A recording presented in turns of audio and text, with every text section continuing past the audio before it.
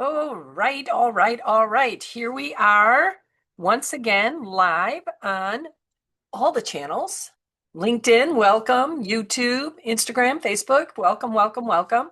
My name is Lori Swanson. I am the CEO of Inspire Tech, a career coaching company, and the founder of Career Alchemy Academy, where we gather every week to become alchemists in our careers, in our lives. So if this is your first time watching, welcome. Every week I come on, generally on Wednesdays, 1 o'clock Central Time. I'm actually getting ready to travel to go and speak at the Women in Design conference in Denver. So about career design. Get that? Career design. So I've moved the time to this morning, Tuesday morning, here in Chicago at 10 a.m. ish.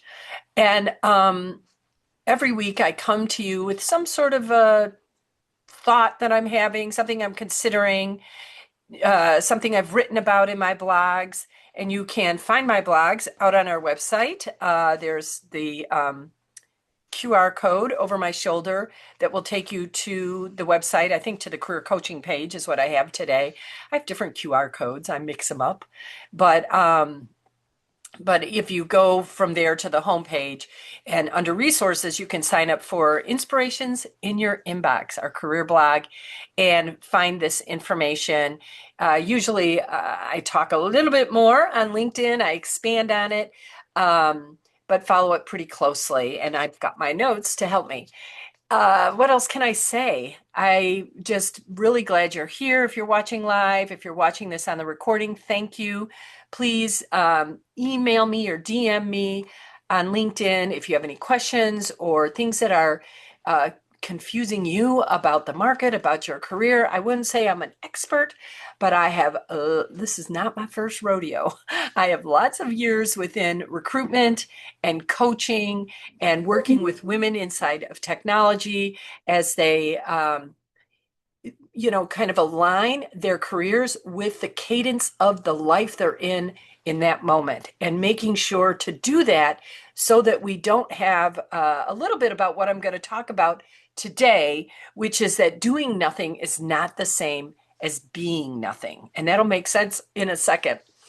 So this whole, thought came to me when my husband and I went down to see down into downtown Chicago, Chicago Theater, beautiful theater, to see Jim Gaffigan, comedian, stand-up comedian, if you haven't heard of him. And he said at one point, he said, his kind of a unique tone to his voice, I struggle with doing nothing. Should I sit down and do nothing? Or should I lie down and do nothing?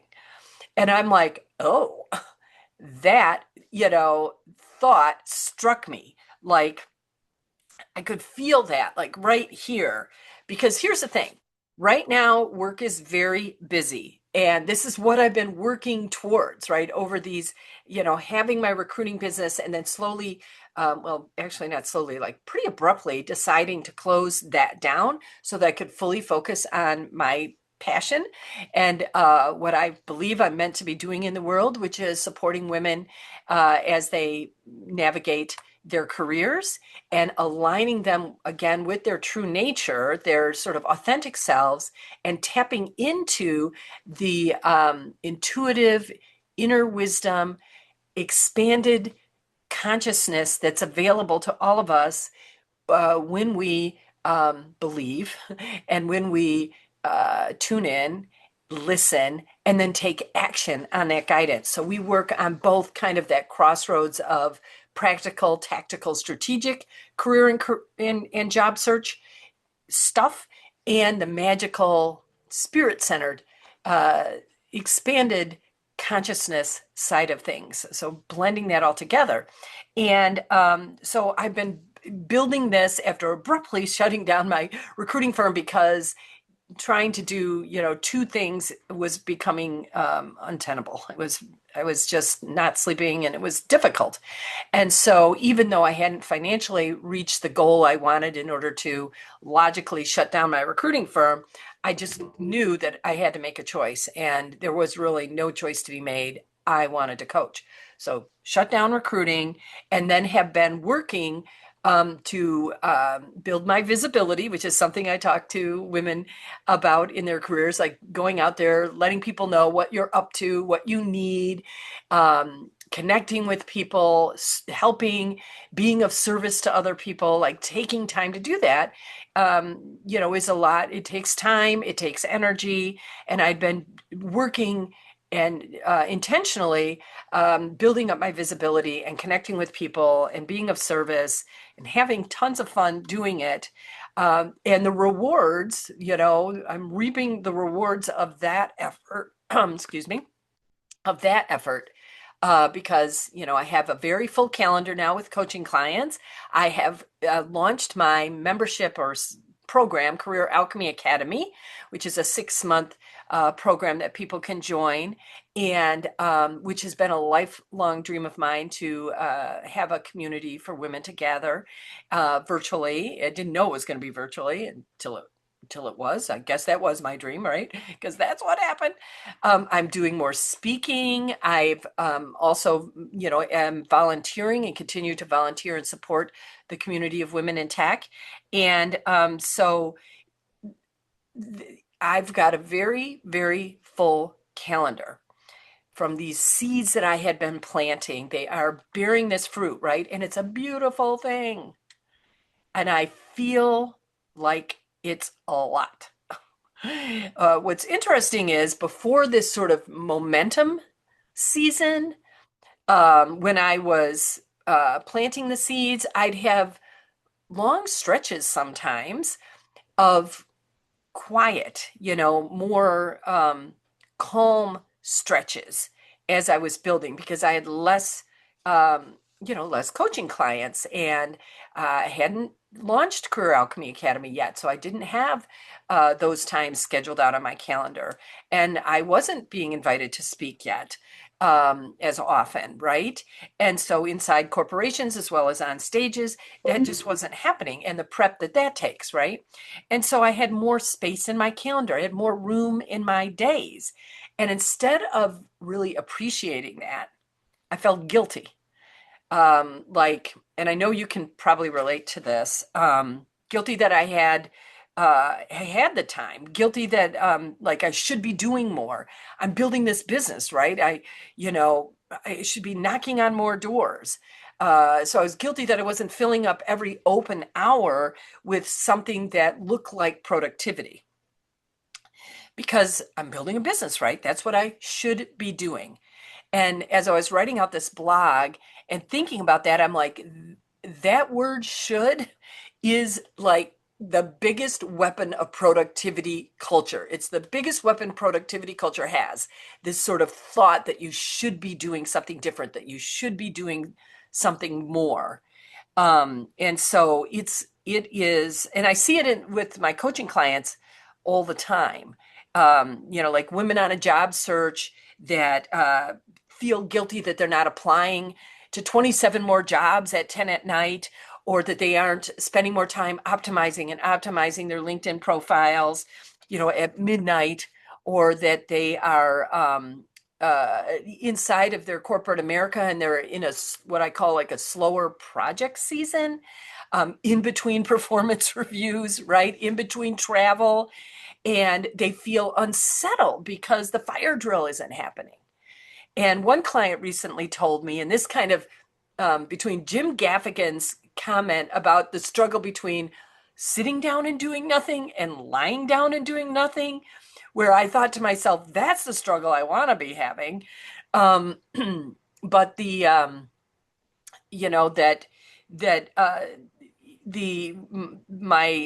it was between that and what my client had said. So my client and I were in a coaching call, and she said, I've developed a bad habit. I'm like, what are you talking about? And she said, I'm spending, like, take my lunch break, but now I find myself doing something that I don't normally do. Like I'm watching more TV series, on her phone, like Netflix series and things like that. And not even stopping when technically the lunch break is over, right? And then the work that she's doing, she's now putting in the evenings instead of during the day. And she said, I'm just sort of confused by why I'm doing it that way. Why don't I get my work done? And, it's not like she has, it's streaming, right? It's available all the time. You're not missing. Like I remember when I went to the University of Texas, and in the Union, there was a theater, and at noon, Central Time, every day, all my children would come on, right? But if you missed it, you missed it. And so I literally I loved all my children. I put my schedule around that so I could get there, grab my lunch, sit in the theater, eat my lunch, and watch all my kids. But now you don't have to plan like that, right? Because you can watch Traders, at any point. You can watch it at noon, you can watch it at 3, you can watch it at midnight, you can watch it at any time. And so she's like, I'm just confused when I know I could work in my normal working hours. And then at night, I could be just relaxing and watching, the shows, right? And so I am watching Traders right now. I'm not a real, like, what do you call that, reality TV person. I don't necessarily like the drama and the backbiting and things like that. But I thought, yeah, everyone been talking about it, and of course that's what happens, right? You just kind of get hooked in. You're like, okay, I gotta see who's gonna win this game. I've got to see, oh my gosh. So yeah, I'm down that rabbit hole. But to what we're talking about, my client was confused by it. And I'm like, I see this pattern constantly. When the external structure disappears, the deadline, the project urgency, the meeting schedules, or, let's call it what it is, overload, the travel, we have a hard time relaxing, and that panics us. And so productivity culture has trained us to associate our worth with visible output, right? And so if no one's watching the clock, or there's no, again, none of these meetings to keep us on track, we're not the full calendar, we don't have the pressure self-imposed or, team imposed, leader imposed, client imposed pressure, like breathing down our necks, then we naturally want to manufacture that pressure in some way. And so she was delaying the work so that when the evening came, she was like, she put this, like her bedtime as the deadline, so that she could get that adrenaline and of that comes with being under pressure, which we know is not healthy to consistently be in running at that pace. And that's why we have these cycles, right? And so it wasn't that, that she was feeling guilty. She was shooting on herself. She was feeling lazy, not valuable to the project or the company, and actually felt like because she had more time to do nothing, that it was like she was nothing in a way. So we talked about how uncomfortable it felt for her to be working differently right now. And, that putting her feet up at lunchtime for a little bit longer, an hour and a half instead of her typical 45 minutes, because the project hadn't kicked off yet and she had that ability to do that.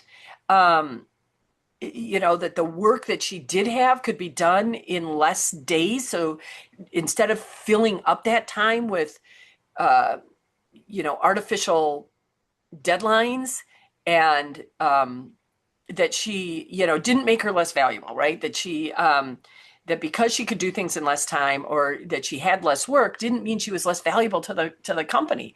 In fact, I believe, that, like I said, that this ebb and flow that comes, if you look in nature, right? We have this, and right now, where are we? We're at least here in the northern hemisphere, we're at the tail end of winter, that quieter time, that hibernation period, right? So instead of trying to push harder, we do something counterintuitive. Uh, let's put it this way. When I was, talking to my client, I said, we're in this sort of winter of your career, and it happens in the middle of summer too, when we're talking about career cycles, but we're in this winter time of the career where we're meant to slow down. We're meant to hibernate a little bit. We're meant to sit in front of the fire and just sip our cocoa and read a book, you know? And so I said, what if we, instead of trying to push harder right now during this natural ebb, if we did something counterintuitive and created structure that included downtime so that she could feel like it's counterintuitive because you're putting in the downtime, but you're doing it in your calendar. So therefore it has more value or something. So putting in walking, putting in, just watching, listening to a podcast. Now, it could be related to work, putting in, a Coursera course or something like that, putting in intentional white space so that not as a reward. And that I mention that because I've spent a long time, and I do believe I learned this from my family, working like nobody's business Monday through Friday, and then 4 o'clock on Friday, it was like, finally, let's live it up. Let's party. Let's have fun. Instead of like creating pockets of fun and pockets of downtime and pockets of do nothing all week, I just was buckling down and, armoring up and doing all those things to get through the week so that then I could justify, as a reward of good behavior, as a reward of productivity, I could justify doing nothing or doing something completely not related to work, which is crazy. It's just, I feel for my younger self. I wish I could say to her, relax, have more fun, put a longer lunch in there, and maybe some of you do that. I think that my kids who are in their mid-20s, right? I think they do it better than I did. But I do believe we have way more room to grow around this idea of recognizing a slower season in our careers and then adapting to it, so without guilt, without shooting on ourselves. So we created this structure that included no structure. And I said, how does that feel? And she's like, I feel activated again. Because what was happening was she was feeling more sluggish because she hadn't deliberately recognized the winter season. She hadn't created what the career was yearning for, probably what her own body and nature was yearning for, this downtime. Because she hadn't created that, she was feeling the guilt was adding pressure. She wasn't sleeping well. Every time she would take lunch and watch a Netflix, whatever she was watching, I don't know, maybe it was Traders, whatever she was watching, there was always this sort of undercurrent of, I shouldn't be doing this. I should be more productive right now. I should be finding work. I should be, and so it never felt like, fully engaged with any part of her day. And so now we created this sort of different kind of fire inside of her, where she was feeling more activated, but not because she was cramming more in, right? But because she stopped fighting the season. And I really want to, it's something I'm learning again. I remember, back in my big personal and spiritual growth phase for over a decade, I was deep into it and happiest times of my life. And I'm seeing as I've shut down my recruiting firm, and I am, even though I'm busy right now, but I'm yearning for a little bit more space to pursue more spiritual um, pathways again. And I'm super excited about that, which is actually motivating me to say no to more things so I can create more white space, so I can dream and go down the rabbit holes of near death experiences and create a spiritual pilgrimage. Um, travel to where miracles have occurred and bring people with me. Like these things, these dreams, I want to create more space to give them the time they need. And so I'm learning again that I used to go on these kind of seasonal retreats through this personal growth group that I was involved in. And we would talk about each of the seasons and what the importance of spring and summer and fall and winter. And I had kind of forgotten about all of that, that there's a time for planting and that there's a time for um, kind of watering, and there's a time for harvesting, and there's a time for hibernating, for quiet, and that the nature kind of follows its own, 3 month cycle or approximately for those things. And again, depending on where you live, but certainly in Chicago, we have distinctly 4 seasons. But our inner nature also has these seasons, and it's trying all the time to match the valuable work we're doing in the world, the service that we're bringing into the world, to match that with the natural cycles that the body is yearning for.